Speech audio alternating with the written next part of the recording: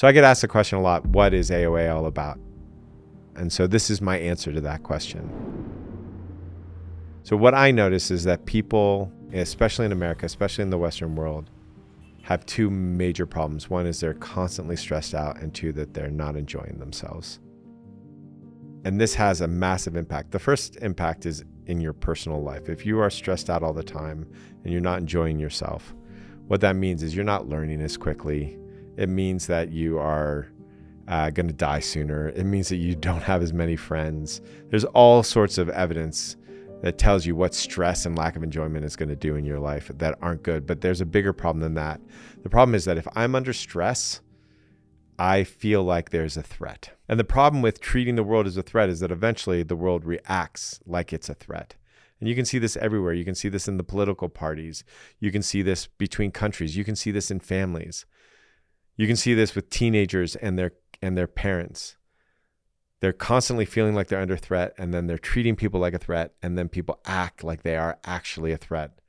And then there's this huge fight that's going on every level of our society. So what people think is that we're stressed and we're not enjoying ourselves because we have too much to do. The world is too fast. We're overwhelmed with a to-do list or our phones, or we have to work harder to make enough money to pay off the car payment. And this is why we think that stress is happening. It's all this external stuff, but that's actually not the real reason for stress. That amplifies it, but it's not actually the real reason. The real reason that we are stressed is really three things. One is that we're talking to ourselves in a horrible way.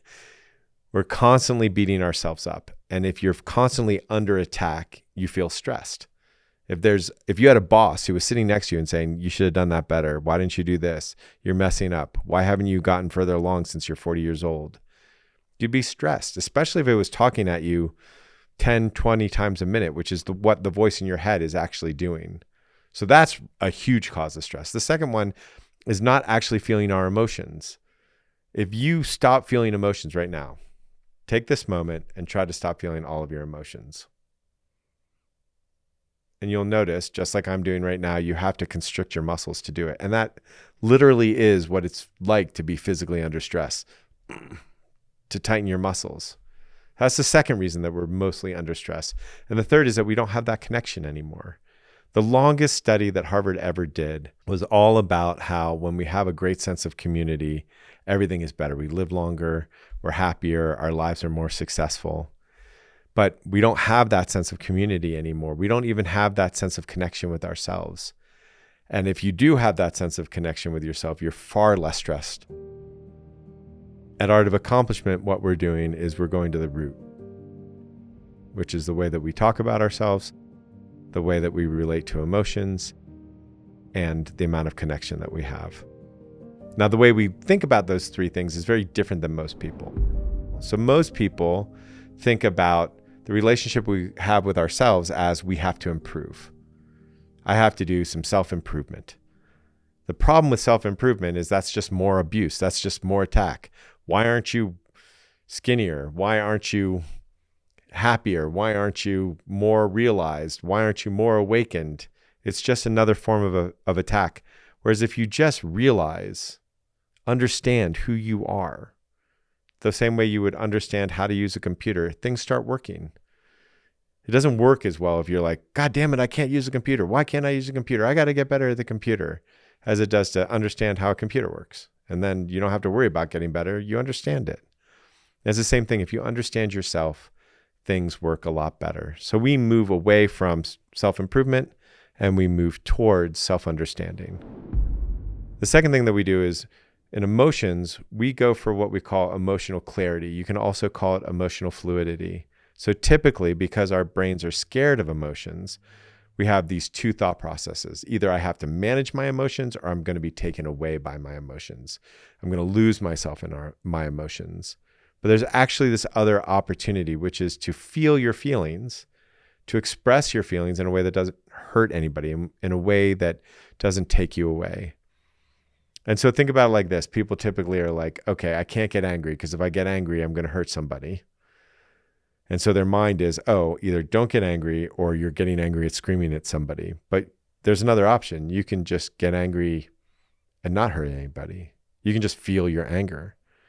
You can just actually invite whatever emotional experience you're having and learn how to accept and love it. And when that happens, what occurs is that the emotions that you have, you stop resisting. And it's the resistance of those emotions that hurts. It's not the emotion itself. We think it is. We think it's like, oh, sadness hurts. But every time we cry, we feel better. Notice?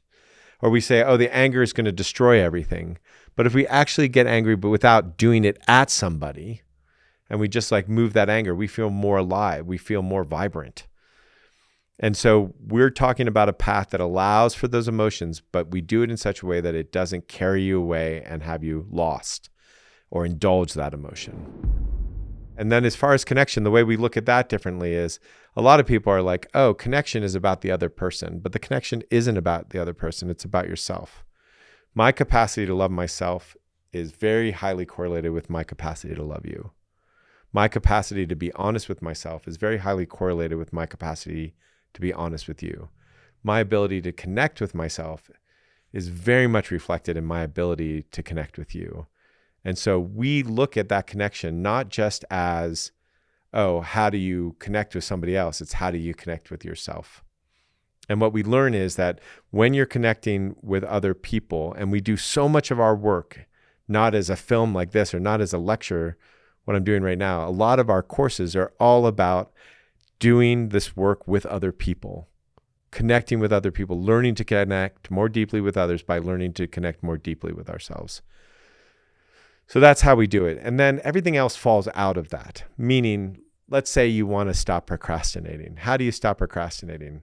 Well, you feel the emotions that you don't want to feel that prevent you from doing the thing. I don't want to do the thing right now because I might have to feel something, so you feel it.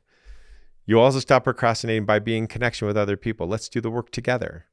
That's an easy way to stop procrastinating. Another way that you stop procrastinating is you realize what's making you procrastinate rather than telling yourself to stop procrastinating. You actually understand it. And this goes on for every single thing that we're doing. How do you have better relationships? You understand what's stopping you in the relationship. You learn how to connect. You feel your feelings. So it's really formulaic. When you really break it down, it's really easy. We're constantly going back to these three ways of looking at yourself. And they're counterintuitive. They're slightly different, but they will get you great results every time. So that's what we're doing. That's why we're here. And you could say that we're here for a lot of reasons. That was a great story that I just told you as to why we're here. Another story is that we're teaching people how to love themselves. Another story that we could tell is that we want you to really understand how amazing you are. A personal favorite story of mine is, what I'm here for is to make sure your children and your children's children are raised in such a way that they love themselves. I could tell you a ton of stories about it, but ultimately why we're here is because when you're passionate about something, you got to do it or you're just not happy. And we're passionate about helping ourselves and helping other people realize the truth of who they are.